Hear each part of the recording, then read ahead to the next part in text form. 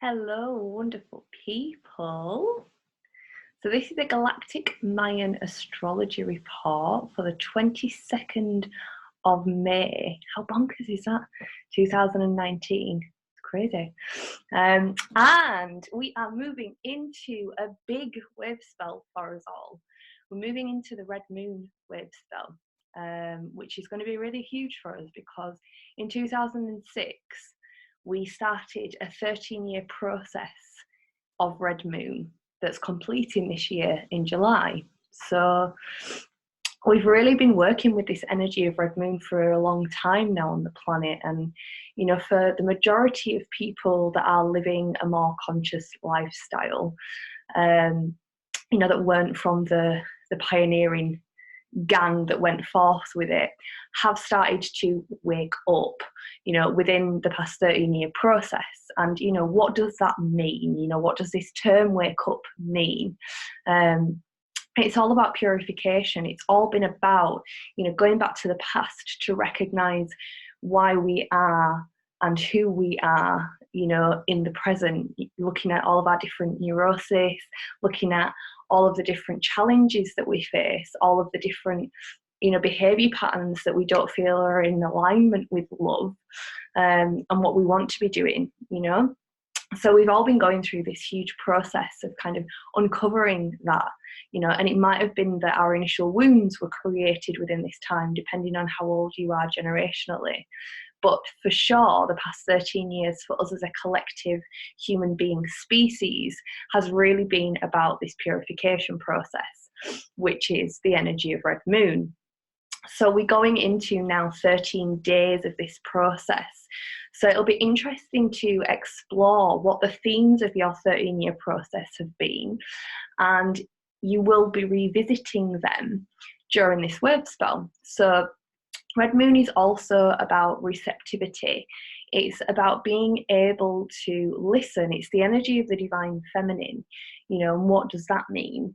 You know, for me, the divine feminine is all about the energy that's within all of us that is able to respond, you know, that is able to intuit, that is able to feel, you know, and to make decisions based on that feeling capacity as opposed to the analytic processing. And it's not to say that one is better than the other. It's not to say that one is more needed than the other, but specifically within this energy process, within the energy of red moon, we're going to be working with the more feminine energy. So it's a fantastic time for creating. It's a fantastic time for healing and liberating. And, you know, what does that mean? You know, there's a big thing that's coming through today, you know, about what does that mean. So perhaps, you know, there's an energy of this kind of deconstruction that happens within red moon. It's kind of like, you know, we take the whole into the parts to be able to gather an understanding in the feeling realm, you know. So all of the different things that we have experienced, if we are a very privileged human being, and I know that that word has got lots of different connotations, but if we are a privileged human being that has been able to give them space to feel everything that's happened to them at the moment that it's happened throughout life, amazing. But for the majority of us, that isn't the case. Hence why there are a lot of things from the past that we have to feel, you know, and often that means that they have to resurface. Sometimes it will be a similar situation that you experience. So the loss of a loved one, you know, may resurface in the ending of a relationship. You know, there's the situations may be slightly different to what we've experienced in the past, but in order for us to feel what that wound is, what that pain is, the universe is going to bring us a situation, you know, that matches that feeling so that we can open it out and so that we can give ourselves the opportunity to feel it. You know, I've been through huge amounts of grief within my life because you know, a huge part of my wounding has been about death, you know, the death of a parent when I was young. And, you know, that I think I was always really, my system was so incredible at protecting me and never allowed me to go into the space of full grief. You know, it took me a lot of digging to like permit that process because it was like there was no end. It's like, what is the point in letting go and allowing all of this to come out? Because what the heck is going to happen to me afterwards? But the beautiful thing is that when we can just allow ourselves to be really present with the pain, it does reach the other side. Doesn't change anything, but it's like we permit ourselves, when we go through the full process of feeling whatever it is that's held within us, we allow ourselves to reach the other side and stay within that tender open space. And this is another thing really that's kind of been highlighted, you know, with the energy of the patriarchy. You know, everybody is very much familiar with what that word means now. You know, there's been different risings of the feminine over a lot of years now, but especially within this 13-year process, we've really seen highlighted on the world stage and with society in general, the way that effective human beings are emotionless. You know, if you're going through a really shit time, you have to put a lid on it and put your suit on, you know, whether that's an actual suit or whether this is a metaphorical suit, and you have to leave the house and do what you've got to do, you know, whether that's going to work or going to the shops or whatever. There's not the space for us to break apart and go through the whole process, hence why we're having to do this catch-up work over the past 13 years. It's got to a space of like, what? No, like we need the space to do that. And in a very similar way to women's cycle, you know, we have at different times of the month, different amounts of energy on offer, but the world is not constructed to have space for that. So we've got to reconstruct it. This is the thing, you know, it's like we are not a victim to the system, we opt into it. Yeah. And there are certain constructs that are less than human that at the moment perhaps we have to slightly adhere to. But when it comes to your own personal healing journey, when it comes to your own personal life, you get to make the choices. You know, if you've got something going on, you don't have to put that suit on and step out of the house. You know, this energy, this red moon energy, is really about giving yourself the space, giving ourselves the space to go through what we need to on a deep soul level, not on a external material world manifestation of success level. That comes when we're in alignment with abundance, when we've sorted our shit out from the past. But if our shit from the past, based in wound and pain, is what's stimulating our success, the wheels will fall off. And that's another thing that we've really been able to see during this time. You know, this greater cycle that we've been going through, the wheels of things, whether that's on an individual body level, whether it's on an individual mind level, whether it's on a collective systematic level, the wheels are falling off of things that have not been dealt with from the past. You know, it's like the invasive weeds that have been left, we're now having to deal with it. So there's also an energy within Red Moon of this karmic completion point. So for all of the things, all of the choices that we made and do make, there is a repercussion. And, you know, it's all within our makeup. You know, whatever we're deciding to do is giving out a beam to the world that we're then going to bring back. Yeah, so it's an echo. There's this constant echo, and sometimes the shit that we were shouting 7 years ago comes back and smacks us in the face. But once we've been smacked in the face by it, it's like, okay, cool, line drawn, and then move forward. So this Wavespell is really, as I say, this energy of the feminine. You can find that if you allow yourself some space during this Wavespell to really have unstructured time, that's really a key, you know, to getting the most out of this next 13-day process.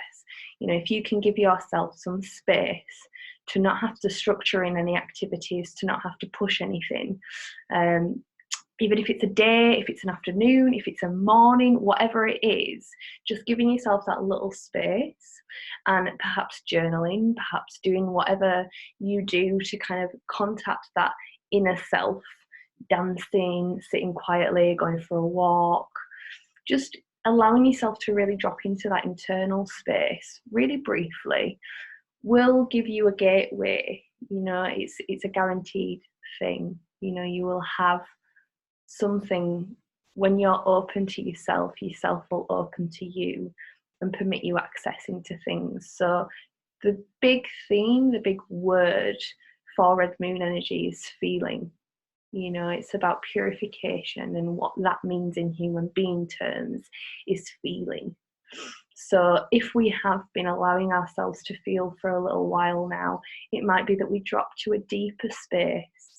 And, you know, through that, I remember a good friend of mine many years ago, Shell, sharing with me, and it totally blew me away, like this feeling of gratitude that we have, you know, when we're super grounded in our bodies and just like, whoa, this experience is incredible, is the same feeling when we've come to the other side of that sorrow place, when we've completely surrendered and we're just incredibly tender.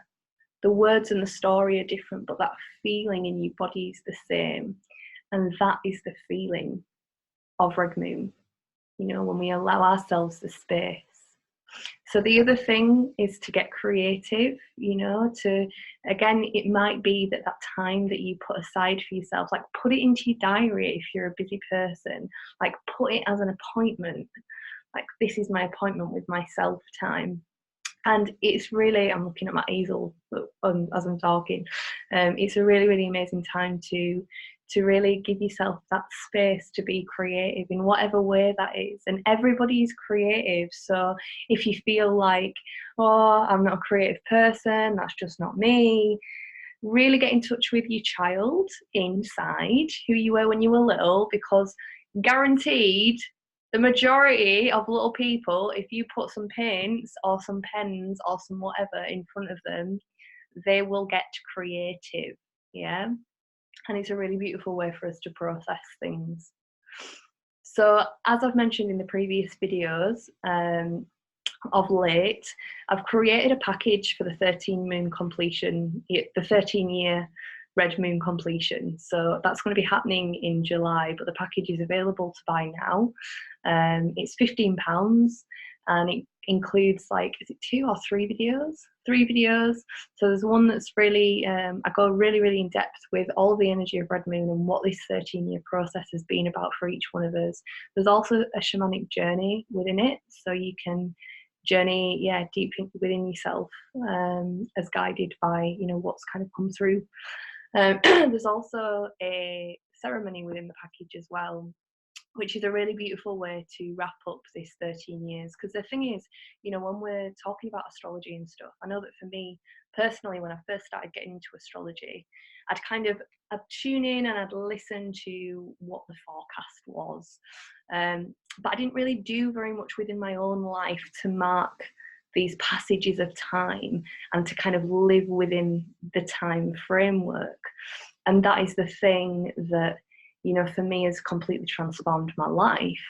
It's living in alignment with these times. So to mark the completion of your own personal 13-year process that we've all been sharing on the 25th of July, before we then begin a whole new 13-year journey on the 26th of July, is a really beautiful thing to do, you know, no matter what you decide to do with that time, just to really allow yourself to frigging pat yourself on the back and to celebrate the fact that you've survived this crazy 13-year process that it has been on the planet. You know, it has been intense, and red moon energy can be really intense because it wants us to heal. You know, it's the straight talking mother that will break you open because she knows that you can put yourself back together, and you have to, in order to access what you want to access. You know, when all of your energy is tied up in past trauma, there is no space for the abundance of the universe to come into your life and fill it up and make everything beautiful. We have to create the space. But once we create the space, the infinite is what fills it. So I hope that you have a wonderful Wavespell, and there's only a few more left now, which feels really interesting for me before I complete sharing these videos and kind of shift my life slightly into a bit of a different direction. Not really a different direction, it's just a new chapter, but it feels very much in alignment, you know, with this 13-year new cycle that we're starting. So I'm sending you loads of love, and yeah, it's lovely and sunny in the UK at the moment, and we've got all the light, which I'm loving. So enjoy it no matter where you are in the world. Take care, beautiful, beautiful people.